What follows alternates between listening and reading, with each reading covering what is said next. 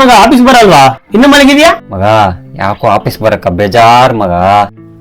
ಅಯ್ಯೋ ಸೋಮಾರಿ, ಹುಷಾರಿಲ್ವಾ? ಎದ್ದು office ready ಆಗಿ ಬರಕ್ಕೆ ಬಾಡಿ ಸಪೋರ್ಟ್ ಮಾಡ್ತಾ ಇಲ್ಲ ಮಚ್ಚ. ಆಂಬುಲೆನ್ಸ್ ಕರ್ಸ್ಲಾ? ಕರ್ಸು ಮಚ್ಚ, ಜಾಲಿ ರೈಡ್ ಹೋಗೋಣ. 0 ಟ್ರಾಫಿಕ್ ಅಲ್ಲಿ ಕರ್ಕೊಂಡು ಹೋಯ್ತಾರೆ ಆರಾಮಾಗಿ. ಲೈ ಸೀರಿಯಸ್ ಆಗಿ ಹೇಳು, ಆಫೀಸ್ಗೆ ಬರ್ತೀಯಾ ಬರಲ್ವಾ? ನನಗೆ ಟೈಮ್ ಆಯ್ತು. ಅದೇ ಆಫೀಸು, ಅದೇ ವರ್ಕು, ಅದೇ ಡಾಬಾ ನಾಯಿ ತರ ಬಡ್ಕೊಡೋ ಮ್ಯಾನೇಜರು, ಅದೇ ಚೇರು, ಅದೇ ಕಂಪ್ಯೂಟ್ರು, ಅದೇ ಬಾಡೋಗಿರೋ ಮುಖಗಳು ಎಲ್ಲ ನೋಡಿ ನೋಡಿ ಸಾಕಾಗ್ಬಿಟ್ಟದೆ ಮಚ್ಚ. ನನ್ ಕೈಲಿ ಇವತ್ತು ಬರಕ್ಕಾಗಲ್ಲ. ಹೇಳ್ಬಿಡು ಆ ಡಾಬಾ ನಾಯಿ ಮ್ಯಾನೇಜರ್ಕ. ಅದು ನಮ್ ಕರ್ತವ್ಯ ಮಗ. ಒಂದು ಕೆಲಸ 100 ಸಲ ಮಾಡೋದ್ರಲ್ಲಿ ತಪ್ಪೇ ಇಲ್ಲ. ನನ್ ಬಾಡಿ, ನನ್ ಕೆಳಗಡೆ ಇರೋ ಗಾಡಿ ಎರಡು ಸಪೋರ್ಟ್ ಮಾಡ್ತಲ್ಲ, ತಿಕ್ ಮುಚ್ಕೊಂಡು ಹೋಯ್ತಾರು. ನಮ್ ಬಾಡಿ, ನಮ್ ಮೈಂಡ್ ನಮ್ ಕಂಟ್ರೋಲ್ ಇಲ್ಲಿದ್ರೆ ಎಲ್ಲ ಸಪೋರ್ಟ್ ಮಾಡ್ತದೆ. ನನ್ ಬಾಡಿ ಎಲ್ಲ ಫೋನ್ಗೆ ಅಡಿಕ್ಟ್ ಆಗದೆ. ಏನ್ ಮಾಡ್ಲಿ ಈಗ? ಅದಕ್ಕೆ ಹೇಳ ಮಗ, ಕೆಲ್ಸಕ್ಕೆ ಬಾರದನ್ನ ನೋಡ್ಬಾರ್ದು, ಕೆಲ್ಸಕ್ಕೆ ಬಾರದನ್ನ ಕೇಳಬಾರ್ದು, ಕೆಲ್ಸಕ್ಕೆ ಬಾರದನ್ನ ಯೋಚನೆ ಮಾಡಬಾರ್ದು.